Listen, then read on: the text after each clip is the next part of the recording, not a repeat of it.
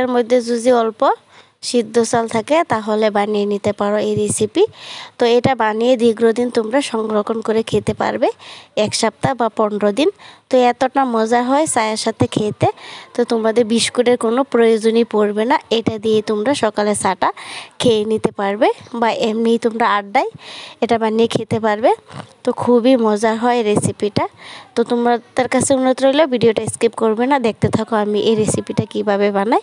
তো এটা বানানোর জন্য এখানে আমি কিছু সিদ্ধ চাল নিয়ে নিছি, তোমরা চাইলে আতপ চাল নিতে পারো।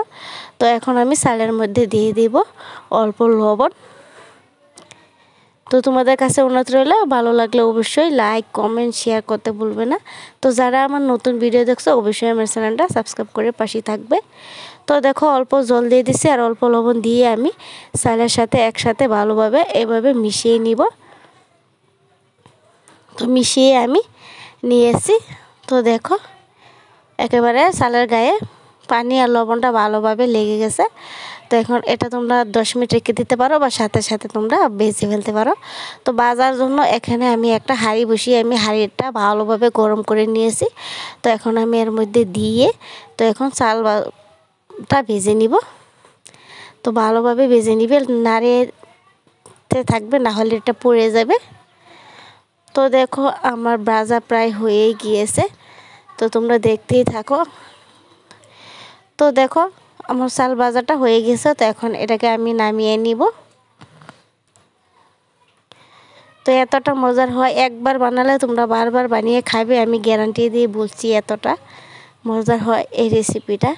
তো দেখো আমি চালগুলো ভেজে আমি নামিয়ে নিয়েছি। তো এখন এগুলোকে আমি শিলপাটায় মিহি করে বেটে নেব, বা তোমরা চাইলে মিক্সারও গুঁড়ো করে নিতে পারো। তো আমি শিলপাটায় বেটে তোমাদেরকে পরে দেখিয়ে দিব।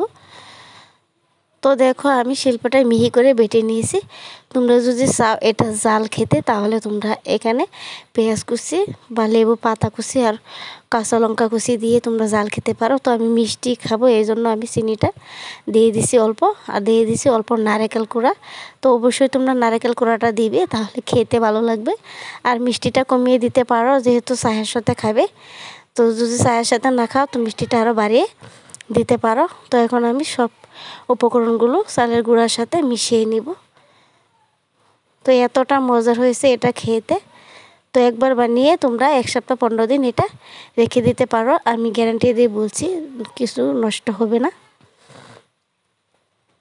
তো দেখো আমি একসাথে সবগুলো ভালোভাবে মাখিয়ে নিয়েছি। এইভাবে তোমরা হাত দিয়ে মেখে নিবে, তো আমি চামিচ দিয়ে মাখিয়ে নিয়েছি।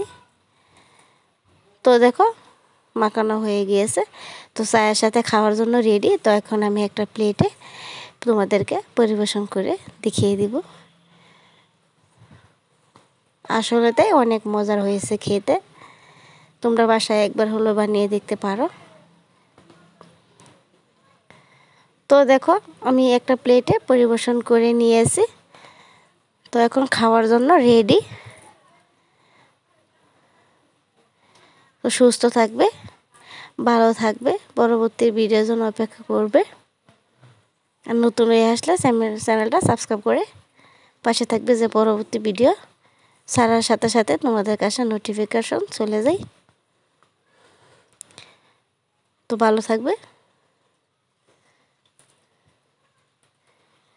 সুস্থ থাকবে, একবার হলো বানিয়ে দেখবে।